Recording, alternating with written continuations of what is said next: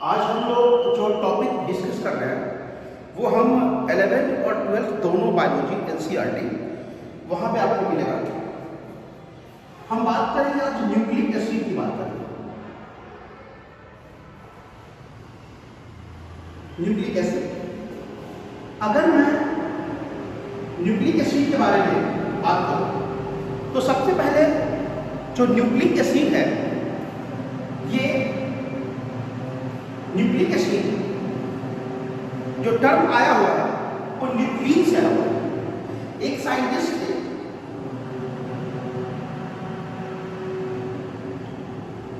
Frederick विक्शन। Frederick विक्शन sir ने 1869 में उन्होंने क्वाइन किया था टर्म न्यूक्ली,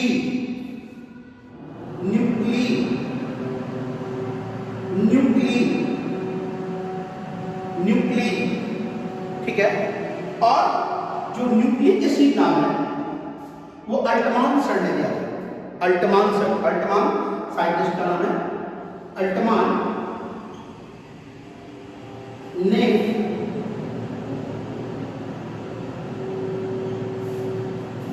न्यूक्लिक एसिड, इसके पीछे एक छोटा सा स्टोरी है। जो न्यूक्लिक टर्म है वो आया एक्चुअली में, तो WBC की जो पस सेल है, घाव का जो पस सेल होता है, उसे जब डिस्कार्ड कर दिया बैंडेज को, WBC लिकोसाइट, उसी बैंडेज में एक एसिडिक सब्सटेंस था और वहीं से टर्म आया आपको न्यूक्ली, ठीक है। और फ्रेडरिक मिक्सर सर ने 1869 में टर्म जो है न्यूक्ली दिए थे। आगे बढ़ते हैं। अगर मैं आपको बात करूं, न्यूक्लिक एसिड एक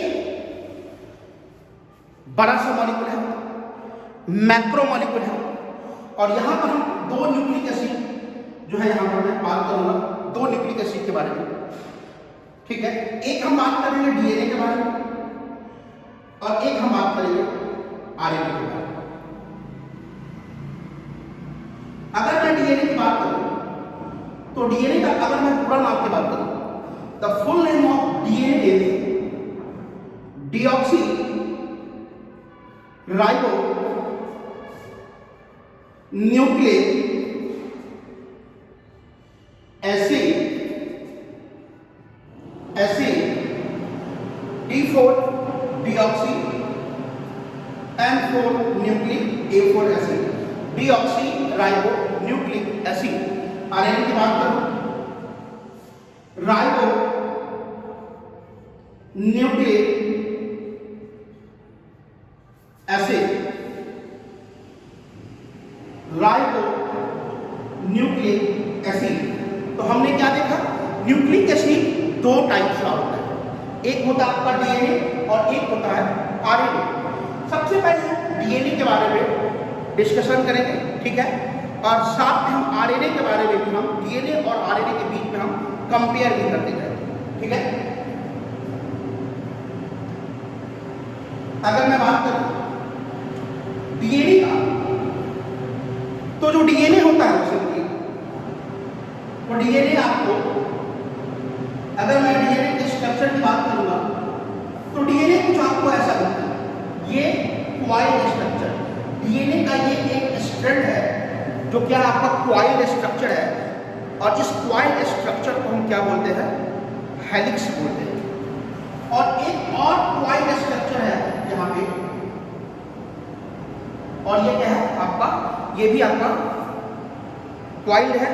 अगर मैं बात करूं, मैं अपने हाथ को ऐसे कर दूं तो ये डीएनए का दो स्ट्रैंड है और आपस में क्या है, ये क्वाइल है, हेलिक्स फॉर्म में है, ठीक है। और ये डीएनए जो यहाँ पर स्ट्रैंड है, ये double stranded DNA, double stranded मतलब एक स्ट्रैंड हमारा ये दिख रहा है और एक स्ट्रैंड हमारा ये दिख रहा है। डबल स्टैंडर्ड और ये लीनियर डीएनए, कैसा डीएनए है? Linear DNA. लीनियर डीएनए का एक आपको खासियत है, फीचर है, यहां पर जो एंड मिल रहा है, जो छोर मिल रहा है, वो दोनों छोर दोनों तरफ फ्री। अगर मैं डीएनए को इस तरह से कर देता, इस तरह से, और एक स्ट्रैंड में यहां पर और बना देता इस तरह से, तो ऐसे डीएनए को हम बोलते हैं सर्कुलर डीएनए। सर्कुलर फॉर्म में है, ये लीनियर फॉर्म में है, और ये सर्कुलर, और यहां पर भी दो स्ट्रैंड, एक स्ट्रैंड ये और एक strand, circular double stranded DNA, double stranded DNA है। बाद में हम डिटेल में ही बात करेंगे। सर्कुलर और लीनियर में हमने क्या देखा, एक बहुत ही बेसिक बात कि यहां पर जो एंड है तो डीएनए का लीनियर का वो फ्री है, यहां पर फ्री नहीं है, यहां पर दोनों एंड आपस में जुड़े हुए हैं, कनेक्टेड है, लिंक है। ठीक है, बात को आगे बढ़ाते हैं।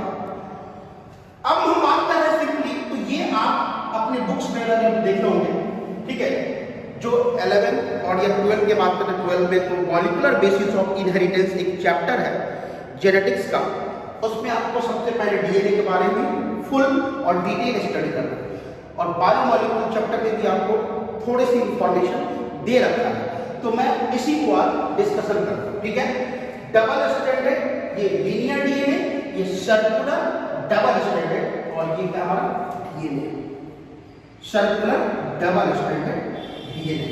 ठीक है, आगे बढ़ते हैं।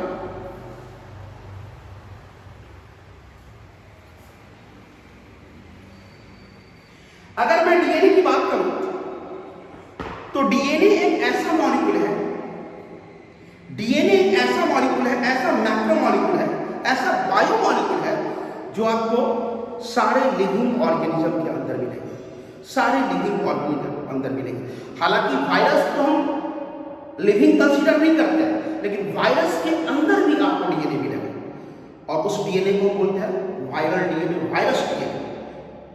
ठीक है, तो यहां पर हम बात कर रहे हैं डीएनए, और अब सबसे बेसिक बात कि डीएनए बना किससे है, ये बना किससे है, एक्चुअली इसके कंपोजिशन क्या है।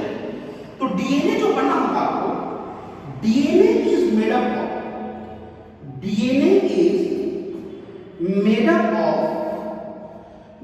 Of nucleotide.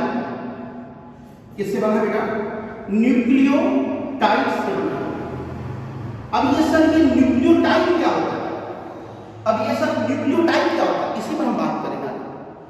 सबसे पहले हमने क्या समझा कि न्यूक्लिक एसिड दो तरह, एक डीएनए और एक आरएनए। अब हम बात कर रहे हैं डीएनए, हालांकि अगर मैं आरएनए की मैं बात करूं तो आरएनए के लिए आपको न्यूक्लियोटाइड से बना होगा, लेकिन मैं मेन फोकस कर रहा हूं यहां पर डीएनए। डीएनए किससे बना होता है? न्यूक्लियोटाइड से। अगर मैं बात करूं न्यूक्लियोटाइड के कंपोजिशन की, या न्यूक्लियोटाइड किससे बना होता है, तो न्यूक्लियोटाइड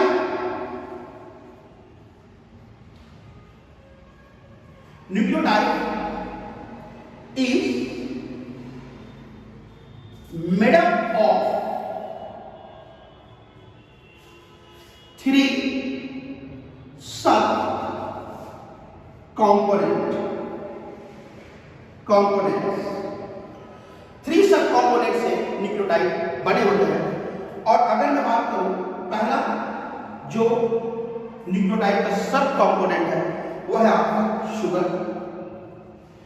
अगर मैं दूसरे सब कंपोनेंट की बात करूं तो वो क्या है आपका नाइट्रोजनस बेस,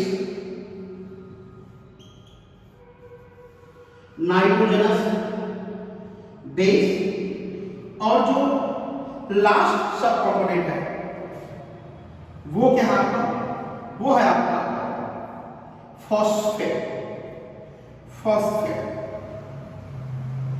तो मैं सबसे पहले न्यूक्लियोटाइड के जो सब कंपोनेंट है शुगर, नाइट्रोजनस बेस और फॉस्फेट, मैं इसमें एक एक को डिस्कस करूंगा। ठीक है, I will start from sugar. Okay, I will start from sugar.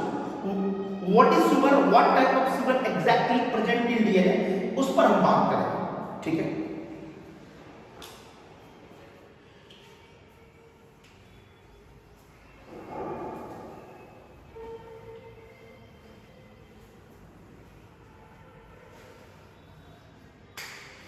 अगर मैं शुगर की बात करता हूं तो ये जो शुगर होता है यहां पे डीएनए के अंदर वो कौन सा शुगर होता है? Pentose sugar. Pentose sugar, pentose sugar मतलब डीएनए के अंदर जो शुगर होता है, जो न्यूक्लियोटाइड बना है, वो किससे बना हुआ है? पेंटोज शुगर से। पेंटोज मतलब 5 कार्बन का शुगर। कितने कार्बन का बेटा? 5 कार्बन का। 5cc represent carbon, number of carbon. अगर मैं यहां पे कुछ साइक्लिक स्ट्रक्चर बनाऊं, ये ऑक्सीजन एटम है और ये बॉन्ड्स है, साइक्लिक स्ट्रक्चर या रिंग स्ट्रक्चर में ड्रॉ कर रहा हूं, तो ये जो रिप्रेजेंट कर रहा है आपका ये पहला कार्बन और इसको हम प्राइम बोलते हैं, डैश। ये सेकेंड प्राइम कार्बन, ये थर्ड प्राइम कार्बन, ये फोर्थ प्राइम कार्बन और ये फिफ्थ प्राइम कार्बन। और जैसा कि मैंने आपको बोला था, जो शुगर होता है वहां पर ये 5 कार्बन का शुगर आपको दिख रहा है। ये ऑक्सीजन है, ये फर्स्ट कार्बन को रिप्रेजेंट कर रहा है, ये सेकेंड कार्बन को रिप्रेजेंट कर रहा है, ये थर्ड कार्बन को रिप्रेजेंट कर रहा है और ये फोर्थ कार्बन को और फिफ्थ कार्बन आपको रिंग से बाहर दिख रहा है। 5 कार्बन पेंटोज शुगर। इस फर्स्ट कार्बन पे आपको OH ग्रुप यहां दिखता है। OH मतलब hydroxy group, hydroxy group, hydroxy group या अल्कोहल।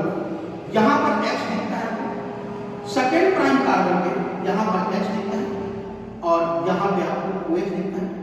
थर्ड प्राइम कार्बन पे यहां पे H दिख रहा है, यहां पे OH दिखता है और यहां पे आपको फर्दर H दिखता है और फिफ्थ प्राइम कार्बन पे OH दिख रहा है।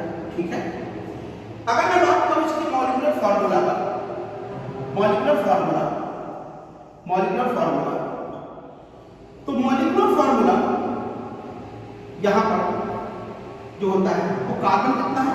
1 कार्बन, 2 कार्बन, 3 कार्बन, 4 कार्बन और 5 कार्बन। टोटल कितना कार्बन है? 5 कार्बन। नंबर ऑफ कार्बन कितना है? 5, 5 कार्बन। हाइड्रोजन कितना है? चलिए काउंट करते हैं। 1 hydrogen, 2 hydrogen, 3 hydrogen, 4 hydrogen, 5 hydrogen, 6 hydrogen, 7 hydrogen, 7 और 2 9 हाइड्रोजन और 1 10 हाइड्रोजन, टोटल 10 हाइड्रोजन। फिर से काउंट कर देता हूं hydrogen. 1 2 3 4 5 6 7 8 2 10, total number of hydrogen will be 10। अगर मैं ऑक्सीजन की बात करता हूं, 1 ऑक्सीजन, 2 ऑक्सीजन, 3 ऑक्सीजन, 4 ऑक्सीजन और 5 ऑक्सीजन, तो ये मॉलिक्यूलर फार्मूला है। लेकिन मैं बोला कि पेंटोज शुगर आपको डीएनए में मिल रहा है, अभी मैं जस्ट बोला आपको, ठीक है। लेकिन ये जो शुगर है ये आपको आरएनए में मिल रहा है। तो सर डीएनए में क्या मिलता है? तो उस पर हम आरएनए में मिलता है, ठीक है। और ये जो शुगर आरएनए में मिलता है, इसको मैं किस नाम से बोलूं? इस शुगर का नाम होता है राइबोज शुगर, राइबोज। इसीलिए आरएनए का फुल फॉर्म होता है ribo nucleic acid. Acidic substance तो है ही, साथ में राइबो वर्ड क्यों आया? बिकॉज ऑफ राइबोज शुगर होता है, राइबोज शुगर। तो राइबोज शुगर के बारे में अगर आपको पूछता है तो हम बोलेंगे ये आरएनए का जो न्यूक्लियोटाइड है और वहां पर जो शुगर होगा वो कैसा शुगर होगा? Ribose sugar. और राइबोज शुगर भी एग्जाम्पल है एक पेंटोज शुगर का 5 कार्बन, ठीक है। अब हम आते हैं डीएनए में कौन सा शुगर होगा, उस पर हम आते हैं, ठीक है। चलिए, राइबोज शुगर का फॉर्मूला क्या होता है? C5H10O5, ठीक है। कंटिन्यू करते हैं। अगर मैं बात करूं आगे, अगर मैं बात करूं तो यहां पे हमको सिर्फ और सिर्फ आपको यहां पर ऑक्सीजन, फिर यहां पे बॉन्ड, फिर इस तरह से, फिर इस तरह से ड्रॉ कर देते हैं। ये first prime carbon, second prime, 3 prime, 4th prime और ये फिफ्थ प्राइम। जो पांचवा कार्बन है वो रिंग से बाहर है और बाकी 1 से लेकर 4 कार्बन रिंग के अंदर है। अगर मैं बात करूं आपको यहां पे, तो यहां पे again OH group hydroxy H, second carbon पर यहां पर H, यहां पर H, थर्ड प्राइम पे H, OH third prime carbon पे, फोर्थ प्राइम कार्बन पे H और फिफ्थ प्राइम कार्बन पे OH। अगर मैं यहां पे मॉलिक्यूलर फॉर्मूला की बात करूं, मॉलिक्यूलर, तो आपको यहां पे कुछ क्लियर कट दिख रहा होगा। अभी मैंने जस्ट जो बनाया आपको राइबोस शुगर का और डीऑक्सीराइबोस में एक क्लियर कट डिफरेंस क्रिएट करता है मॉलिक्यूलर फॉर्मूला। तो क्या डिफरेंस क्रिएट करता है मॉलिक्यूलर फॉर्मूला? कार्बन तो 5 ही है, ठीक है, हाइड्रोजन भी 10 है, आप काउंट कर लीजिए, 1 2 3 4 5 6 7 8 2 10। बट ऑक्सीजन की कमी हो गई, 1 2 3 4। ऑक्सीजन कितना है? 4।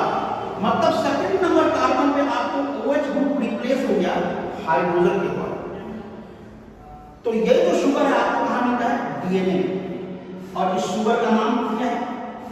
DNA मतलब डीऑक्सीराइबो न्यूक्लिक एसिड, और इस शुगर का नाम है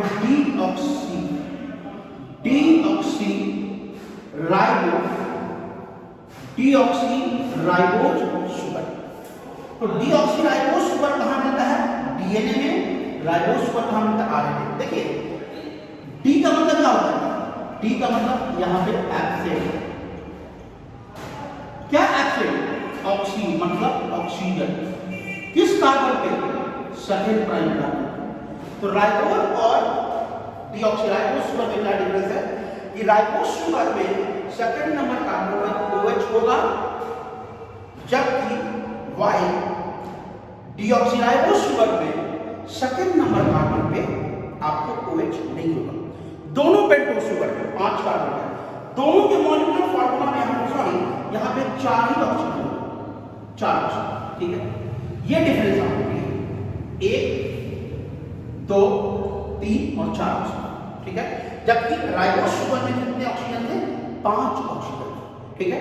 अब हम लोग जो न्यूक्लियोटाइड का अगला कंपोनेंट है उस पर हम बात कर रहे हैं, that is nitrogenous base. Nitrogenous base हम लोग के लिए, ठीक है, मैं इसको रब कर रहा हूं।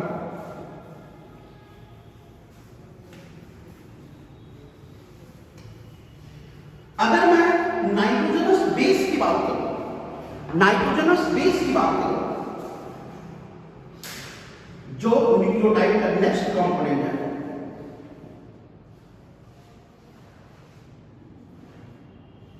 Nitrogenous base. नाइट्रोजनस बेस जो होता है ये हेट्रोसाइक्लिक, हेट्रोसाइक्लिक का मतलब हम बताएंगे आपको। Heterocyclic, heterocyclic aromatic. एरोमेटिक का मतलब क्या होता है? एरोमेटिक का मतलब हुआ बेंजीन लाइक स्ट्रक्चर, ऐसा दिखता, ऐसा दिखता। बेंजीन का अगर मैं बात करूं तो बेंजीन क्या होता है? बेंजीन में आपको कार्बन कार्बन कार्बन 1 2 3 4 5 6 कार्बन और हाइड्रोजन कितने निकले? 6, दैट इज बेंजीन। तो बेंजीन लाइक स्ट्रक्चर दिखेगा आपको, ठीक है, nitrogenous base. Heterocyclic aromatic, heterocyclic aromatic मतलब बेंजीन लाइक स्ट्रक्चर दिखेगा, एरोमेटिक कंपाउंड। अब यहां पे एक वर्ड है हेट्रोसाइक्लिक और होमोसाइक्लिक। सबसे पहले हम बात करें आपको नाइट्रोजनस बेस आपका 2 तरह का है। अगर मैं नाइट्रोजनस बेस की बात करता हूं तो ये तो हेट्रोसाइक्लिक एरोमेटिक कंपाउंड है, और नाइट्रोजनस बेस, अभी मैं हेट्रोसाइक्लिक को डिस्कस करूंगा। नाइट्रोजनस बेस 2 तरह का, एक का नाम होगा आपका, एक का नाम होगा आपका पायरामिडिन, पायरामिडिन, और एक का नाम होगा आपका ब्यूटीन। मतलब 2 तरह के नाइट्रोजनस बेस होगा आपका पायरामिडिन और एक होगा आपका प्यूरिन। प्यूरिन, ठीक है। सबसे पहले हम आते हैं पायरामिडिन, ठीक है। हम बात कर रहे हैं पायरामिडिन। अगर मैं पायरामिडिन की बात करूं, तो पायरामिडिन एक हेटेरोसाइक्लिक एरोमेटिक कंपाउंड, बिल्कुल जैसा कि नाइट्रोजनस बेस का मैंने एक डेफिनेशन दिखाऊं, एक 2 वर्ड में लिखा। पायरामिडिन क्या है आपका, ये जो नाइट्रोजनस बेस है ये आपका 6 मेंबर्ड का मतलब क्या होगा, 6 मेंबर्ड का मतलब टोटल 6 एटम साइकिल में मिलेंगे। 6 मेंबर्ड मोनोसाइक्लिक मतलब सिंगल रिंग यहां पर मिलेगा, एक ही मिलेगा। मोनो मतलब एक, सिंगल। मोनोसाइक्लिक मतलब यहां पर सिंगल स्ट्रक्चर है और इसको हमने क्या बोला, पायरामिड। अगर मैं पायरामिड का बेस स्ट्रक्चर बनाता हूं तो मैंने यहां पर क्या बोला, मैंने यहां पे कुछ ऐसा ड्रॉ किया बेकिंग की तरह, एरोमेटिक कंपाउंड के जैसे। और मैंने यहां पे सबसे पहले यहां पे नाइट्रोजन डाला, ठीक है। इस नाइट्रोजन को मैं बात करूंगा, यहां पे भी मैंने नाइट्रोजन डाला, ठीक। इसको मैंने बोला नाइट्रोजन की अगर मैं बात करूं, ठीक है, तो यहां पे नाइट्रोजन यहां पे first, second, third, fourth, fifth, sixth. मतलब अगर मैं नाइट्रोजन की पोजीशन की बात करूं, और ये डबल रिंग, यहां पे डबल रिंग और ये double alternate double bond, double ring नहीं सॉरी डबल बॉन्ड, यहां पे हाइड्रोजन है, ठीक है। और यहां पे आपको नाइट्रोजन कहां का मिला, नाइट्रोजन आपको फर्स्ट पोजीशन पर एंड थर्ड पोजीशन पे मिला। बाकी जो पोजीशन है सेकेंड, फोर्थ, 5 और 6, इस पर क्या होगा, कार्बन होगा। तो रिंग में हमको नाइट्रोजन और कार्बन दोनों मिल रहा है, रिंग में नाइट्रोजन और कार्बन दोनों मिल रहा है। तो इसको मैं क्या बोलूंगा, हेटेरोसाइक्लिक। हेटेरो मतलब क्या होता है, डिस्टिबल। अगर यहां पर क्या मिलता, अगर सारे के सारे नाइट्रोजन मिलते साइकिल में, यहां नाइट्रोजन, यहां नाइट्रोजन, यहां नाइट्रोजन, फिर 6 पोजीशन पर नाइट्रोजन, 5th पे नाइट्रोजन, तब मैं इसको बोलता होमोसाइक्लिक। या कार्बन ही मिलता, carbon carbon carbon carbon carbon carbon, homocyclic. यहां पर नाइट्रोजन भी मिल रहा है, कार्बन भी मिल रहा है, नाइट्रोजन भी, फिर carbon carbon carbon, that's why इसको हम क्या बोलते हैं, हेटेरोसाइक्लिक। और ये जो स्ट्रक्चर में बनाया ये किसका बना है, जैसा कि मैंने बोला 6 मेंबर 6 एटम्स है आपको, और मोनोसाइक्लिक मतलब एक साइक्लिक स्ट्रक्चर मिल रहा है। और ये मैंने बनाया आपको इसका पायरामिडिन का। अगर मैं पायरामिडिन की बात करूं तो पायरामिडिन के अंदर जो नाइट्रोजनस बेस आते हैं वो कौन कौन से नाइट्रोजनस बेस आते हैं, तो पायरामिडिन के अंदर नाइट्रोजनस बेस आता है thymine, thymine, thymine, cytosine, cytosine और यूरासिल। थाइमिन को हम लोग टी से रिप्रेजेंट करते हैं, साइटोसिन को मैं सी से रिप्रेजेंट करता हूं, यूरासिल यू से रिप्रेजेंट करता हूं, यू अल्फाबेट से, ठीक है।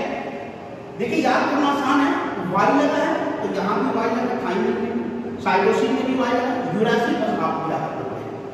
एक बड़ा ही इंपॉर्टेंट बात है, तो यूरासिल है आपका, यूरासिल ये सिर्फ आरएनए में मिलता है, डीएनए में नहीं मिलता है।